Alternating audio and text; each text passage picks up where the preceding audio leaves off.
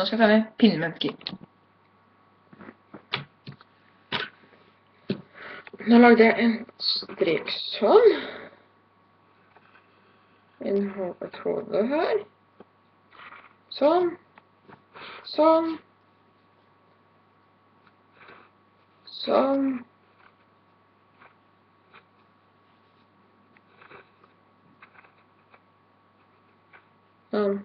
Sånn. Man kan også tegne dem. Men det trenger bare litt detaljer. Så kan man tegne dem sånn.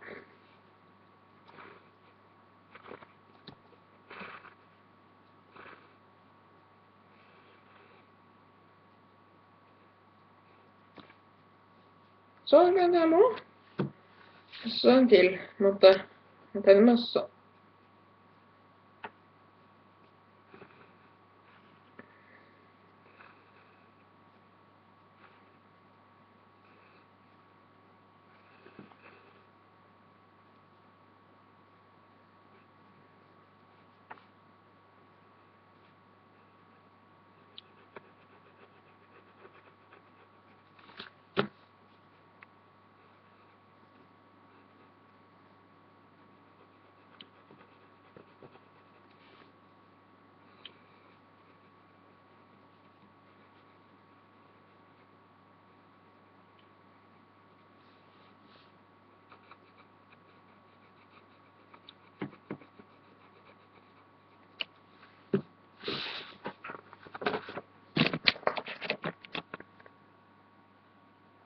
Sånn.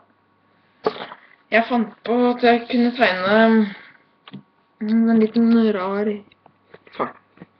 fjert.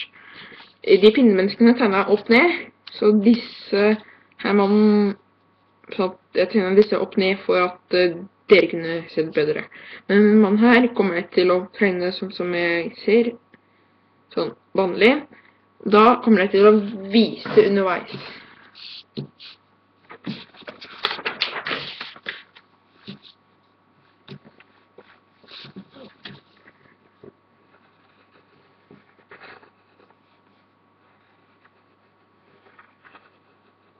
Det blir på en måte et type pinnemenneske til.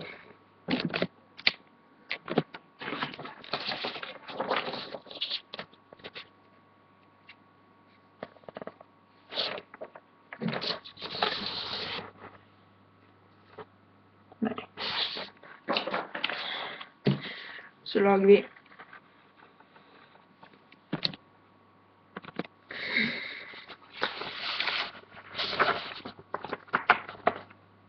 en nesehånd. Det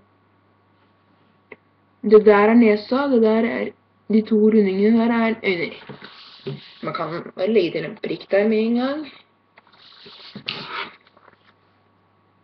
Sånn. Sånn.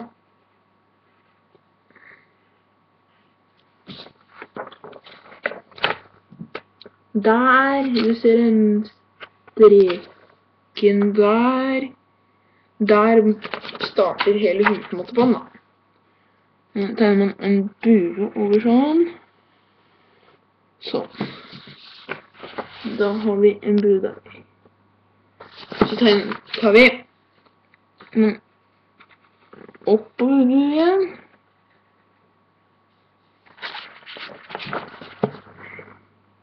Så er det på en måte øret.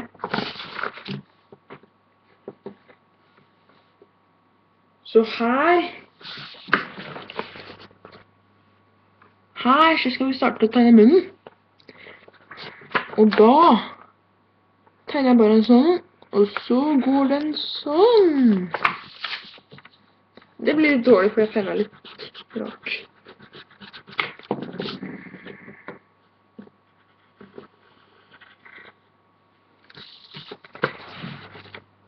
Der ble munnen.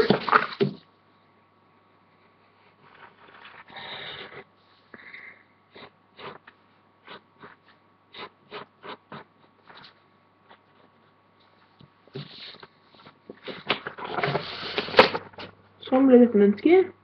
Man kan legge til noen tenner hvis man vil. Det skal jeg gjøre nå.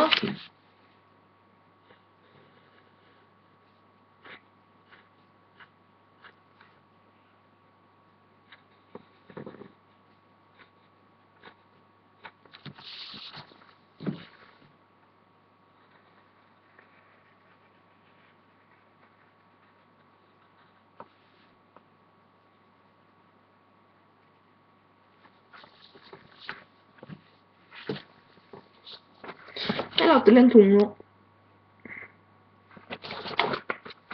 Og det der er halsen. Og da tar vi bare en sånn trekant. Der. Så tar vi strek ned. Der, sånn.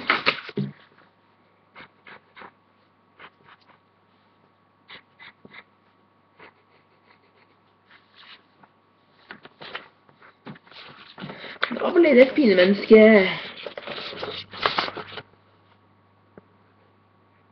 Jeg skal legge til noen hår.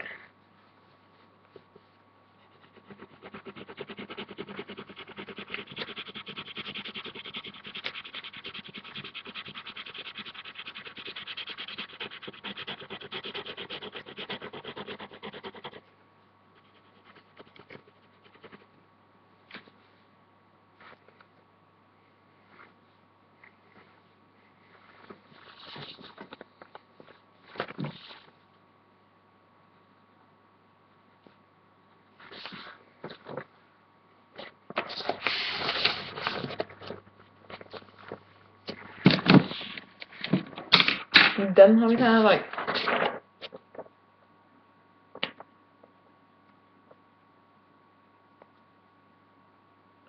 Disse to.